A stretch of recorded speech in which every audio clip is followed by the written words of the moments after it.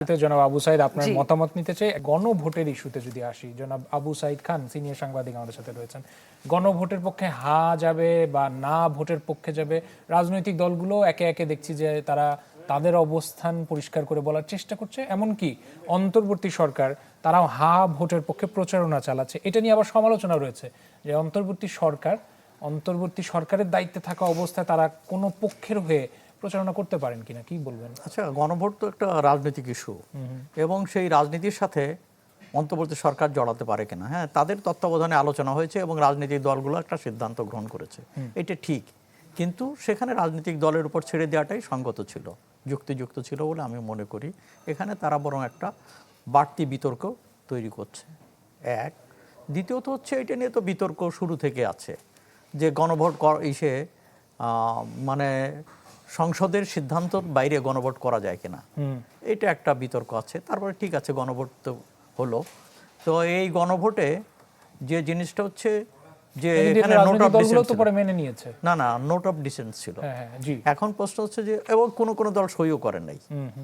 আমার মনে হয় যতদূর যে এনসিপি পর্যন্ত সই করে নাই, আরো কিছু দল সই করে নাই। এখন প্রশ্নটা হচ্ছে, তো এই গণভোট, ধরুন আমি একটা যুক্তির খাতিরে বলি যে এই গণভোট হা জিতলো, নির্বাচনে বিএনপি আসলো, তো এখন বিএনপিকে এটা মানতে বাধ্য। বিএনপি তখন বলবে যে জনগণ আমাকে ভোট দিচ্ছে, অতএব আমি যেগুলো নোট অফ ডিসেন্ট দিচ্ছি সেটা আমি ক্যারি করব না।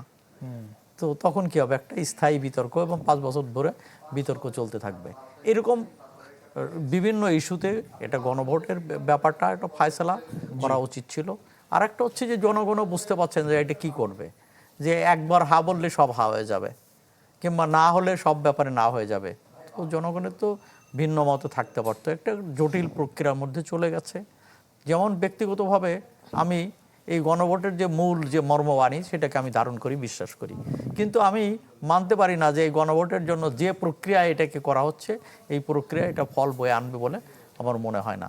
তো এই ক্ষেত্রে আরও ট্রান্সপারেন্ট হওয়া উচিত ছিল, আরও স্বচ্ছ হওয়া উচিত ছিল এবং বিষয়টাকে আরও মানে এই প্রশ্নগুলোকে আরও সহজতর প্রশ্ন করা উচিত ছিল। একটা বিরাট ফর্দ, সেটাকে সবাই পড়ে এটা হা না করতে পারবেন। গণভোটগুলো স্পেসিফিক, আমরা অতীতে যেটা দেখেছি, যেমন আমাদের এখানে হয়েছে এই সরকারকে চান কিনা, কিংবা রাষ্ট্রপতি হিসাবে দায়িত্ব পালন করে যেতে পারবে কিনা, মানুষ বুঝতে পারছে যে হ্যাঁ পারবে কি পারবে না। আর এবার কি করতে হবে এবং কি বলা হচ্ছে যে আপনি সংস্কার চান কিনা। সংস্কার তো সমগ্র জাতি চায়, কিন্তু কোন ক্ষেত্রে কিভাবে কোন পদ্ধতিতে হবে সেটা হচ্ছে গুরুত্বপূর্ণ, সেইটা এখানে নেই। তো সবাই সংস্কারের পক্ষে রয়ে গেছে। তাহলে সবাই যেহেতু সংস্কার নিয়ে কারো ভিন্ন মত নেই, তো তাহলে তো এখানে এই জায়গাটাই গণভোটটা হতে পারত, যে ঠিক আছে সংস্কারের ব্যাপারটা এটা অনেক সময় যে গণপরিষদের সাথে সম্পৃক্ত, অতএব একটা গণভোট হতে পারে যে আপনি চান কিনা। কিন্তু তা না হয়ে যে জটিল প্রক্রিয়া চলে গেছে, তো আমার কাছে মনে হয় এটা একটা স্থায়ী বিতর্ক এবং এই বিতর্ক চলমান থাকবে, 5 বছর ধরে চলমান থাকবে। এবং এই বিতর্ক আরেকটা হলো রাজনৈতিক দল এখন যদি এই বর্তমান সরকার, অন্তর্বর্তী সরকার যদি মনে করে যে সবকিছু ঠিক করে দেওয়ার দায়িত্ব আমার, অতএব কিন্তু এটা সম্ভব না। রাজনৈতিক দলের প্রতি কনফিডেন্স থাকতে হবে, কেন দেশ তো আফটার অল পরিচালনা করবে রাজনৈতিক নেতৃত্ব, তারাই তো দেশ চালাবে, অতএব তাদের প্রতি কনফিডেন্স থাকা দরকার। এবং সেই কনফিডেন্সটা আমরা এই ক্ষেত্রে অনেক ক্ষেত্রে দেখতে পাচ্ছি না, পোর্ট দিয়ে দিচ্ছে। তো এই সময় ইলেকশনের আগে একটা অন্তর্বর্তী সরকার পোর্টটা ইজারা দিয়ে দিল, একটা লাভজনক পোর্ট ইজারা দিয়েছে। কিংবা পে স্কেল একটা ঘোষণা করবে কিনা, সরকারের কত টাকা আছে এবং সেই টাকা কোথায় কোন খাতে ব্যয় করবে, রাষ্ট্রের কত টাকা আছে কোথায় কোন খাতে ব্যয় করবে, এবং এটা দিলে মুদ্রাস্ফীতি দেখা দেবে কিনা, বাস্তবে কি হবে, তা না করে তো 100 থেকে 142% বোধহয় বাড়িয়ে একটা পে স্কেলের প্রস্তাব তারা নিয়ে এসেছে। এই কাজগুলো আমার কাছে মনে হয় অন্তর্বর্তী সরকারের কাজ না, এটা পার্লামেন্টে যাওয়া উচিত এবং জনগণ পার্লামেন্টে আলোচনা হবে, জনগণ পার্টিসিপেট করবে এবং তার ভিতর দিয়ে সিদ্ধান্ত গ্রহণ করা উচিত। অতএব মেজর সিদ্ধান্ত গ্রহণ করার ক্ষেত্রে অন্তর্বর্তী সরকারের আরো সতর্ক হওয়া উচিত বলে আমি মনে করি। ব্যারিস্টার রাসনা এবং কি মনে করেন এই গণভোটের বিষয়টা, বিশেষ করে এটা কি বিতর্কের জন্ম দিল? তাহলে জনাব আবু সাইদ খান যা বলছিলেন, আমি ভাইয়ের সাথে পুরোপুরি একমত।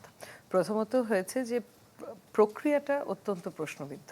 আচ্ছা। কারণ নর্মাল কোর্সে আমরা যেটা, আমি তো কনস্টিটিউশন ল প্র্যাকটিস করছি প্রায় 20-22 বছর হয়ে গেছে, তো প্রক্রিয়াটা নর্মালি হয় একটা কনস্টিটিউশনাল অ্যামেন্ডমেন্ট হয়, সংবিধানকে সংশোধন করা হয়, তারপরে গণভোটে যায়। এখানে তো সেটা হয়নি। এটা গেল প্রথম প্রশ্ন, যেটা প্রথম থেকে আমি করে এসেছি। দ্বিতীয়ত হচ্ছে যে যেই সিদ্ধান্তগুলোর উপরে গণভোটটা নেওয়া হবে, সেই সিদ্ধান্তগুলো কিন্তু সহজ হ্যাঁ বা না ভোটের বিষয় না, ওখানে আরো সেগুলো কয়েকটা কিন্তু পয়েন্টও আছে। প্রথমত তো অনেকগুলো পয়েন্ট আছে, এবং দ্বিতীয়ত প্রত্যেকটাই বেশ কমপ্লিকেটেড। সো তার মানে আমি জনগণের আন্ডারস্ট্যান্ডিং, যে তারা আদৌ বুঝতে পারছে কি না যে হ্যাঁ না না ভোট কি ব্যাপারে দিচ্ছে, সেটা কিভাবে নিশ্চিত করব। সেটা নর্মাল কোর্সে নিশ্চিত করা হয় যে একটা প্রলংড সময় ধরে আমরা জনগণকে এঙ্গেজ করি, পাবলিক কনসালটেশনস করি, তাদের সচেতনতা বাড়ানোর জন্য ক্যাম্পেইন করি, তারপরে একটা বিষয়ে গণভোটে যায়, হুট করে যায় না। দ্বিতীয়, এখানে কিন্তু সে ধরনের কিছু হয়নি। হ্যাঁ, ন্যাশনাল কনসেনসাস কমিশন রাজনৈতিক দলগুলোর সাথে বসেছে, কিন্তু সেটা জনগণকে এঙ্গেজ করা না। এবং দ্বিতীয় যে প্রবলেমটা হচ্ছে যে এখানে আপনি যে বিষয়টা বললেন যে এটা তো একটা বিষয় না, অনেকগুলো বিষয়। সো আমি যদি দুটোতে একমত হই এবং বাকিগুলোতে একমত না, তাহলে আমি কি ভোট দেবো? হ্যাঁ দেবো না না দেবো? সো এই জিনিসটাও একটা প্রশ্ন তুলছে। এবং সবচেয়ে শেষে আমি যেটা বলবো, ইয়েস ক্যাম্পেইন বা হ্যাঁ ক্যাম্পেইন যেটা এখন অন্তর্বর্তীকালীন সরকার করছে, এটা পুরোপুরি আমাদের সংবিধানের স্পিরিটের সাথে সাংঘর্ষিক, পুরোপুরি। কারণ রাজনৈতিক দলগুলো তো তাদের অবস্থান জানাচ্ছেন। বিএনপি যেমন বলেছে তারা হ্যাঁ ভোটের পক্ষে, জাতীয় পার্টি বলছে তারা না ভোটের পক্ষে। যদি রাজনৈতিক দলগুলো তো জানাতেই পারে, রাজনৈতিক দলগুলোরই তো জানানোর কথা। হাফিজউদ্দিন খান যদিও বলেছেন যে কিছুটা বাধ্য হয়ে বিএনপি হ্যাঁ ভোটের পক্ষে, তবে গণভোটের কোনো আইনি ভিত্তি নেই, এরকম তিনি মন্তব্য করেছেন। মানে আমার পয়েন্টটা হচ্ছে যে রাজনৈতিক দলগুলো তো জানাতেই পারে, তাদের কাজই তো একটা স্ট্যান্ড নেয়া, একটা পজিশন নেয়া, কিন্তু অন্তর্বর্তীকালীন সরকার তো নিরপেক্ষ হওয়ার কথা।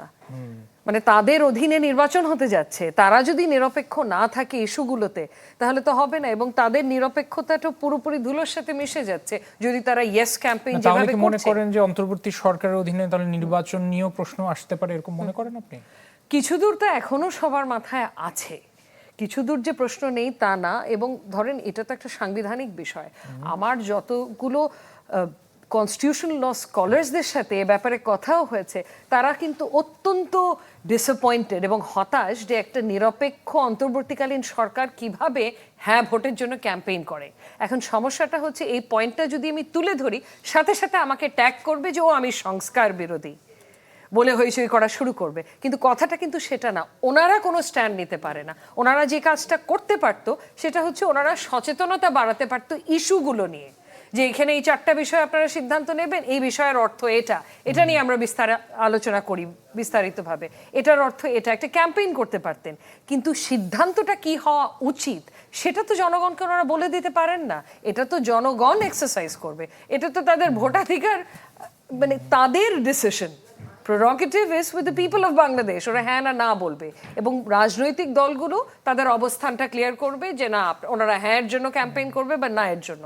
নিরপেক্ষ অন্তর্বর্তীকালীন সরকার এটা কোনোভাবে করতে পারে না। এটা আমাদের সংবিধানের স্পিরিটের সাথে পুরোপুরি সাংঘর্ষিক।